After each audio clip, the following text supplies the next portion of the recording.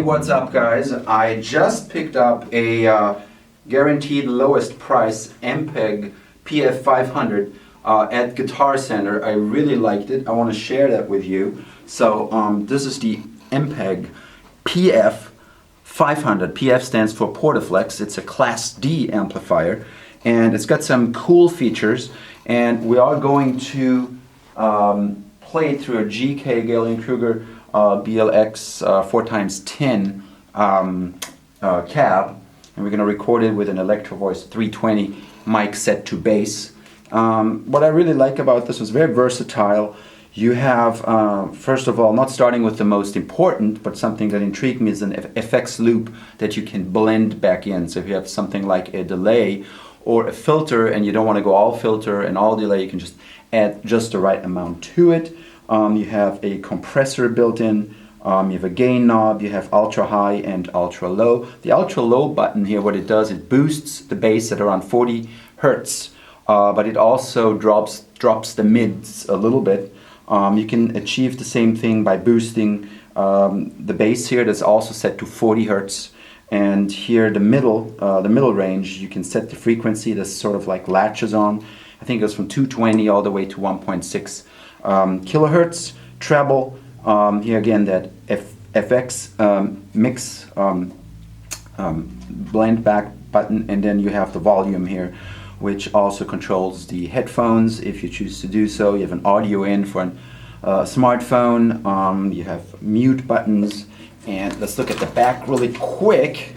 A fan, which is always good, a speak on or a traditional speaker output. You have a XLR line output, you have a power amp in, a preamp out, very versatile, a foot switch, a tuner out, and then here's the effects loop. So there's a lot of things you can do.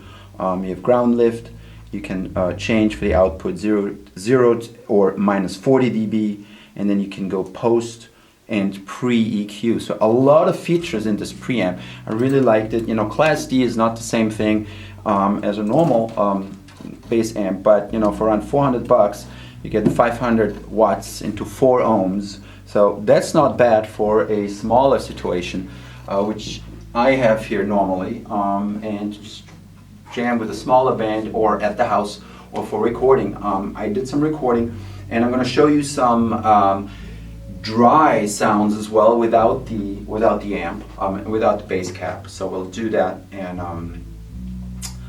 see how it sounds when we record into a DAW. So that's what we'll do. But we'll start hooking this up to this bad boy here, and play a little bit louder and record it with a mic and see, you know, what sounds we get. And then to put it in perspective, we'll compare it to the trusted little Mark III bass amp. I'm going to bring that forward to you as well, just so you know what I'm talking about. It's a little beat up, but that's kind of a classic here, and I use it quite often, and I like it. All right.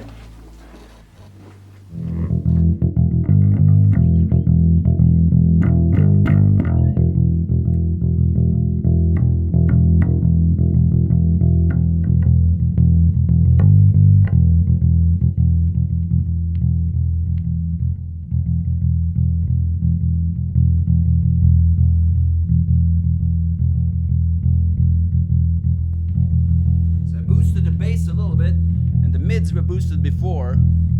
Now the mids are completely flat.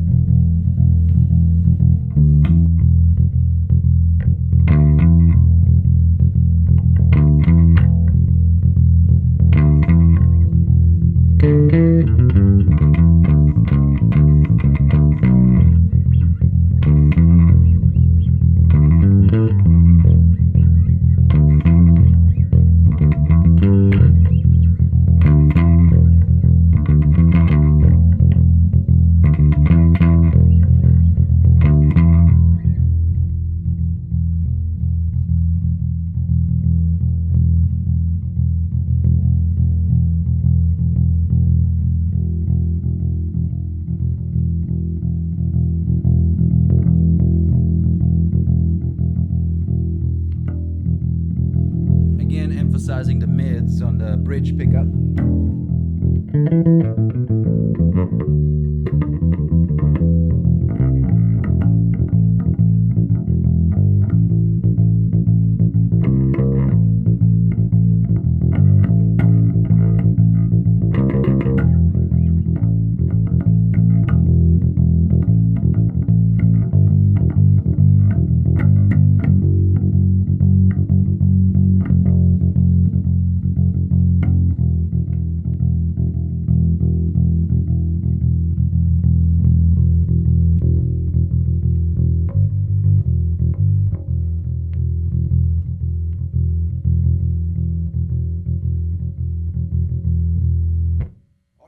So, playing around a little bit here, going between the bridge pickup and both pickups and then boosting the mids a little bit.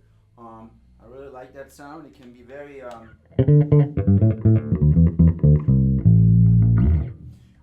but let me do something. Let me just activate that ultra low, which dips the mids a little bit and brings up the low just a bit. And we're gonna put the rest of the mid range on neutral.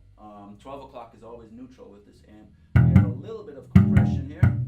So let me do a lot of compression.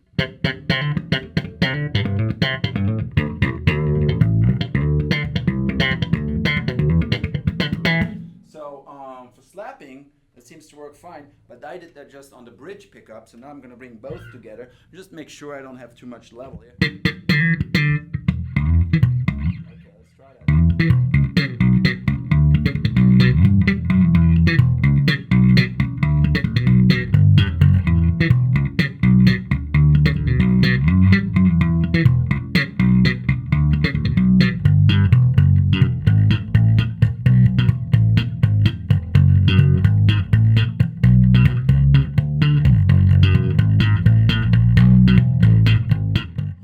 So yeah, keep in mind those are pressure wound strings. Those are not trebly strings. They are almost like half wounds a little bit, like flat, not quite flat ones. So they don't have as much, but they're sort of in between. They are not as harsh. That's what I'm trying to say. So let me go now for a really low end sound.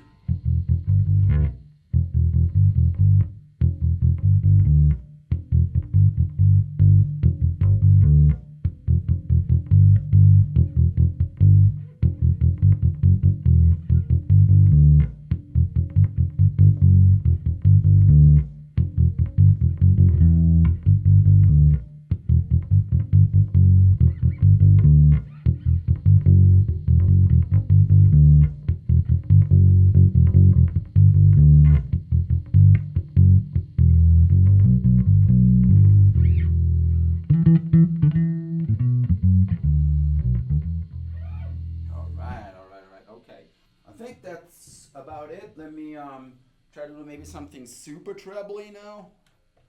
I did that before, so I'm going to really boost the mids in the center position here. Go mid. And see what we come up with. A little less compression.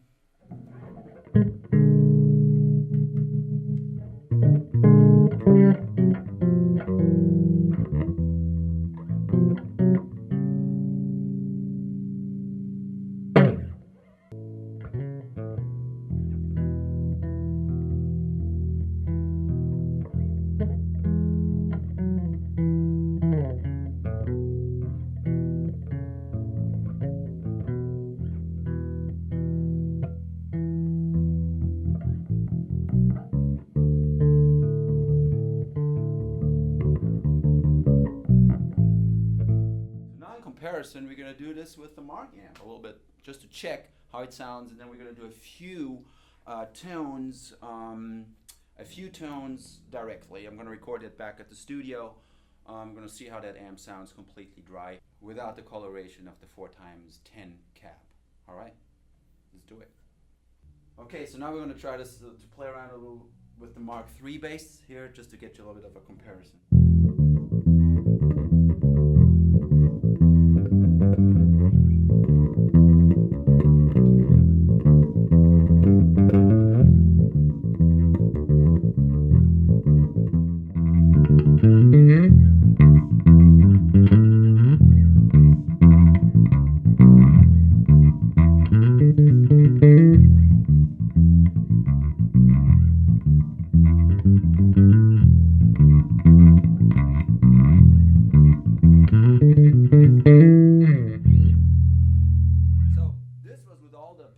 Engaged here. Sounds kind of growly. I'm not sure. We'll have to look it up later. It feels a little bit more growly.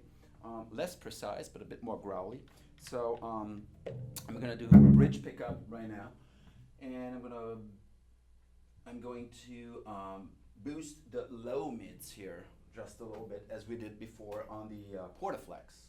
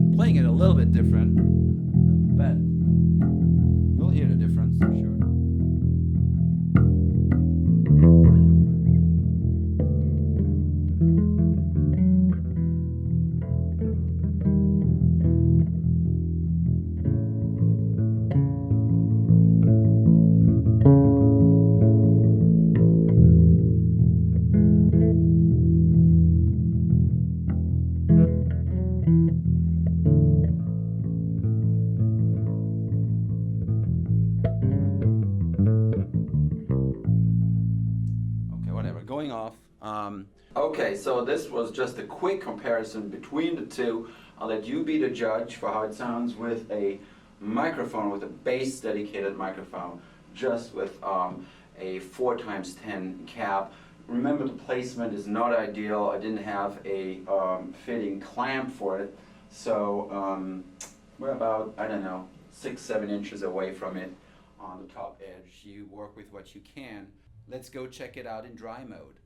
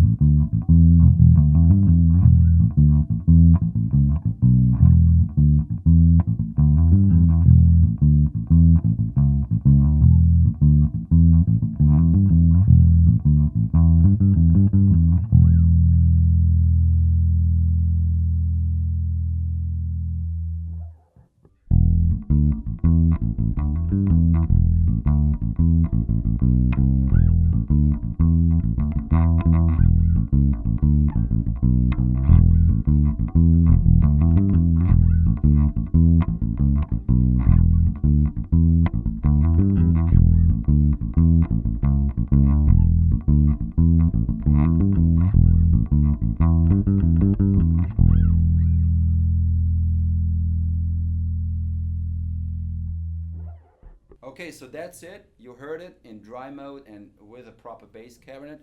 You'll be the judge. I kind of like the amp. It's pretty cool. It's very lightweight as well. So I'm going to be having a lot of fun with it. Thanks for watching. Please like and subscribe.